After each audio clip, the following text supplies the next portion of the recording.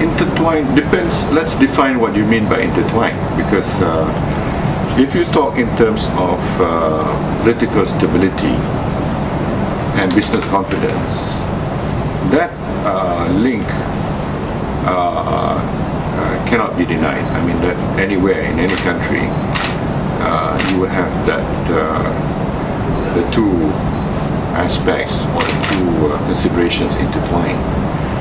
But if you interpret in terms of political connections as being good for their business interests, then we are trying to move away from that perception by engaging in more and more decisions that's based on competitive bidding, for example.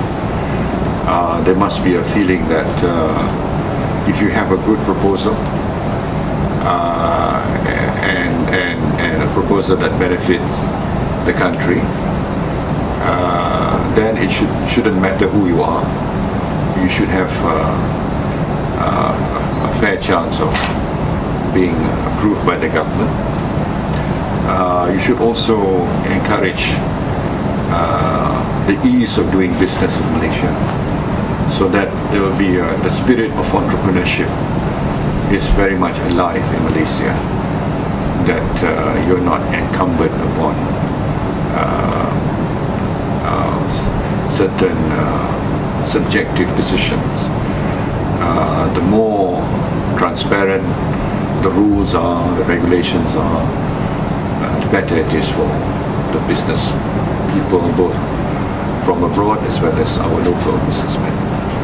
So, I believe in trying to institute reforms and changes so that the private sector is very much alive, and the spirit of entrepreneurship is very dynamic in Malaysia.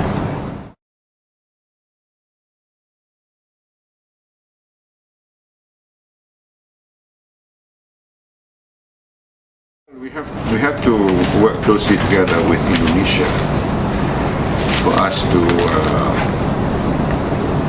stabilize the price of CPO, palm oil.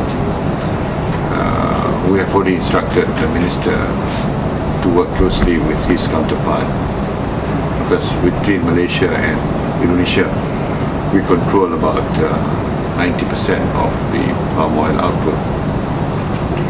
On the price of oil, there's nothing much we can do, but we hope that we are able to continue exploring and the development of new fields in Malaysia to wait for the upturn. As I said, I see this as a temporary aberration rather than as something more in the medium term. So I expect the price of petrol to go up, and as well as the price of palm oil to go up. So, but next year will be a difficult year for the whole world. So we just have to manage and see through to 2009.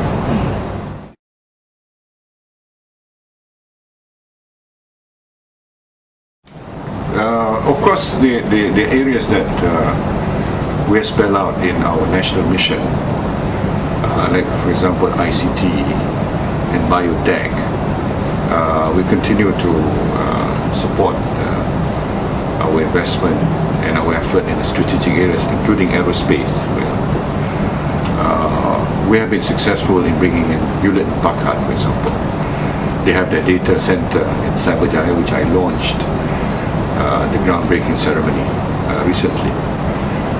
Then we are negotiating with other big names as well to bring them, but efforts have been made to attract them to invest in Malaysia, both in ICT and biotech and aerospace industry, and also shipbuilding.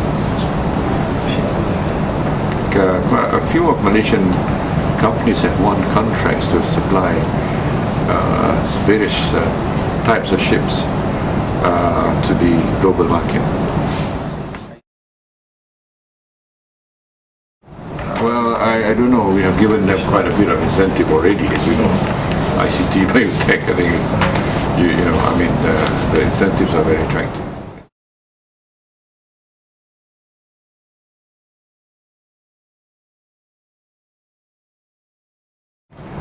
Well, I believe value cap has been working in a very objective manner. There's nothing untoward that has happened in terms of the decisions made by value cap.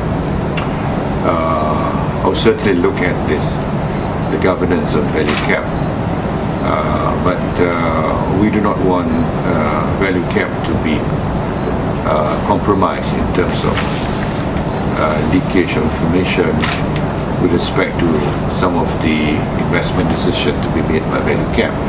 As you know, people can benefit if they know in advance some of the areas that value cap is looking at.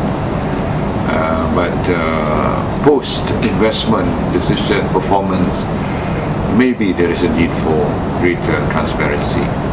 But we'll have to measure against the interests of the government in the kind of market operations that value cap has done and will do. But I can give this assurance that we will not use value cap to bail out or to give favors to anyone.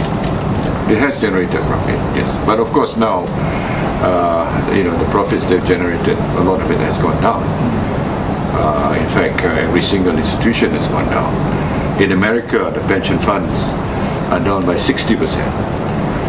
So it's nothing unusual that when the stock market goes down across the board, then the value of your portfolio investment all will also go down.